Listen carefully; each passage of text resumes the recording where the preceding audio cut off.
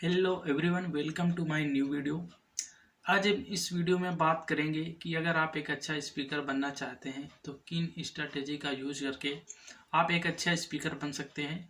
अगर आपको किसी भी स्टूडेंट को या किसी भी पब्लिक गैदरिंग को अगर एड्रेस करना है तो कैसे कर सकते हैं, कुछ स्ट्रैटेजी हम आपको बताएंगे।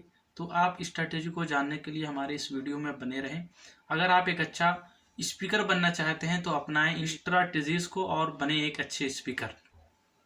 आज के समय में ऐसी कई स्किल आ गई हैं जो जिन्हें आप अपनाकर अच्छे खासे पैसे को कमा सकते हैं। चाहे आप किसी भी फील्ड में हो, यदि आप एक अच्छे स्पीकर हैं तो आपकी सफलता के चांसेस बढ़ जाते हैं। सफलता के चांसेस बढ़ जाते हैं। हम कई लोगों को देखते हैं कि उनकी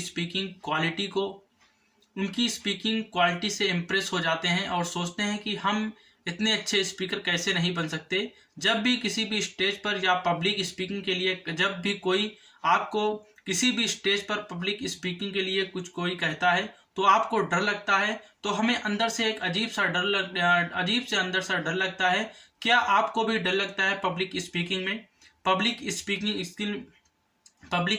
स्पीकिंग में? क्योंकि कोई भी एवरी पर्सन, कोई भी इस दुनिया का ऐसा व्यक्ति नहीं होता जो बाय बर्थ एक अच्छा स्पीकर हो। तो हर कोई इस अर्थ पे आकर ही किसी भी चीज़ को सीखता है, किसी भी चीज़ को करता है। तो हम कुछ ऐसी स्ट्रेटेजी को बताएंगे जिन्हें आप अपनाकर अपनी पब्लिक स्पीकिंग स्किल को स्ट्रॉन्ग कर सकते हैं, मजबूत कर सकते हैं। सबसे पहली बात, जो सबसे इम्पॉर्टेंट बात आती है, अपनी आइडियंस को पहचानें। जब आप किसी भी इंसान को एड्रेस कर रहे हो या किसी भी ग्रुप को जब आप एड्रेस कर रहे होते हैं तो अपनी आइडियंस के बारे में जानना आपके लिए बहुत ज़्यादा इम्पॉर्टेंट हो जाता है। आप कंटेंट एग्जाम्पल अपनी ऑडियंस के हिसाब से बनाकर रखते हैं। अगर आप कंटेंट और एग्जाम्पल अपनी ऑडियंस के अकॉर्डिंग रखेंगे तो आपको अपनी ऑडियंस को इम्प्रेस कर पाना और ही आसान हो जाएगा। अपने ऑडियंस को अपने आप से वेल कनेक्ट कर पाना आसान हो जाता है।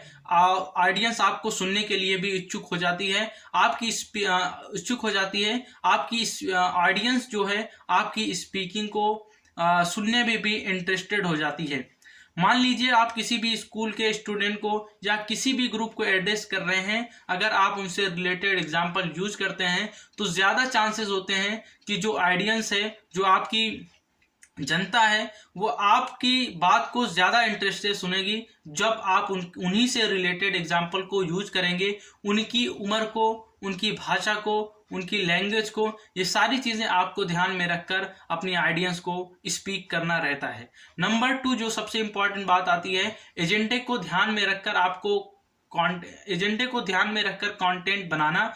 जब भी आप कोई स्पीच देते हैं तब आपके पास एक एजेंडा होता है, आपके पास एक पूरा डाटा होता है कि आप अपनी ऑडियंस को कैसे इंप्रेस करेंगे। आपकी जो स्पीच होगी उससे आपकी ऑडियंस को कैसे लाभ होगा, आपकी ऑडियंस स्पीच से कैसे प्रॉफिट उठा सकती है। जब आपको इन बातों का पता होगा तब आप अपने हिसाब से अपने कंटेंट को तैयार करते हैं। आपके कंटेंट ज़्यादा जेनेरिक नहीं होने चाहिए। जब तक आपकी स्पीच से ऑडियंस को फ़ायदा ना हो तब तक आपकी स्पीच का कोई मतलब नहीं होता। जो आपकी स्पीच होनी चाहिए, जो आपका कंटेंट होना चाहिए, वो ज़्यादा जेनेरिक नहीं होना चाहिए, ज़्यादा हाई लेवल का नहीं होना चाहिए।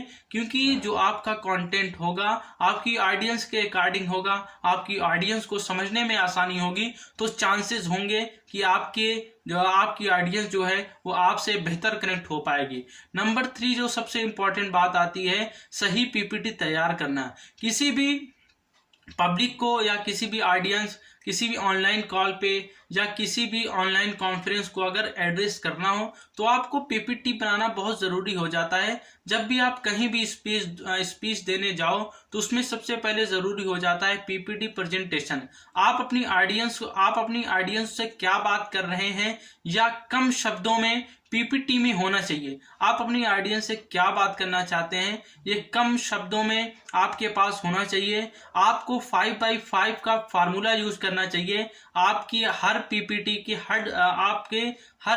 की हर स्लाइड में 5 लाइन होनी चाहिए और हर लाइन में 5 वर्ड से ज़्यादा नहीं होने चाहिए। ये रूल आपको पीपीटी बनाने में बहुत ज़्यादा हेल्प करेगा और आपकी प्रेजेंटेशन जो आपकी ऑडियंस होगी उसको ये भी लगेगा कि बहुत बोरिंग सी प्रेजेंटेशन नहीं हो रही है, जो सर हमें बता रहे हैं वो बहुत ही इंटरेस्टिंग है, जिससे ऑडियंस के आपसे जुड़ जाने के चांसेस बढ़ जाएंगे। Number 4 is very important, facts and figures.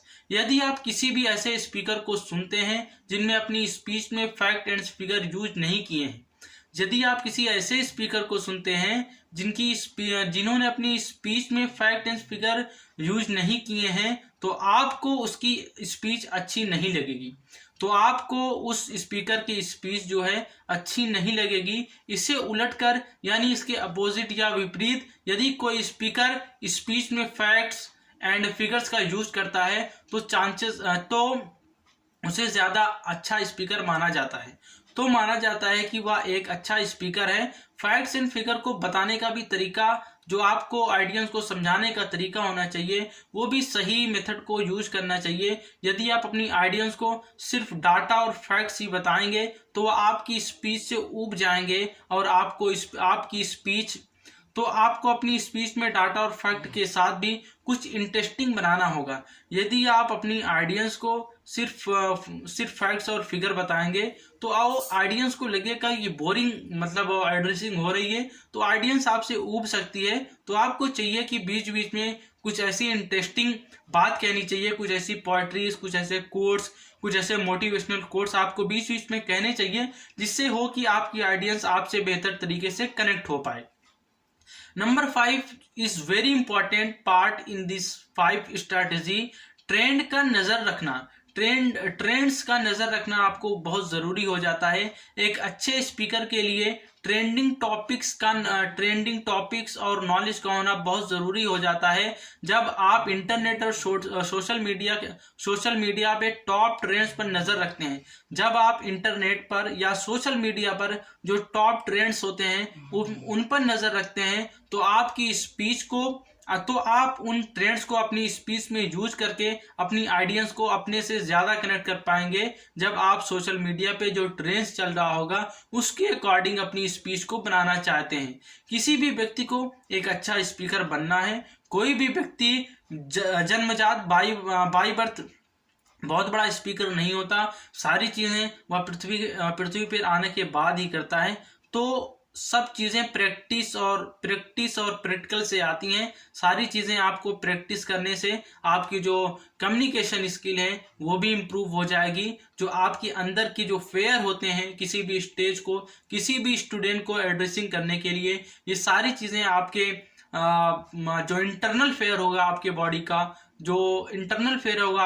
का वो निकल सकता है। कोई भी व्यक्ति एक अच्छा स्पीकर जन्म से नहीं होता, बल्कि वह प्रैक्टिस और स्ट्रेटेजी के साथ अपने अंदर के स्किल को डेवलप करता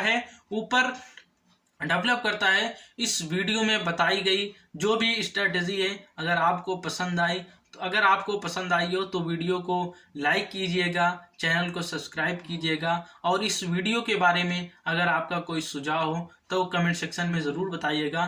thanks for the watching video.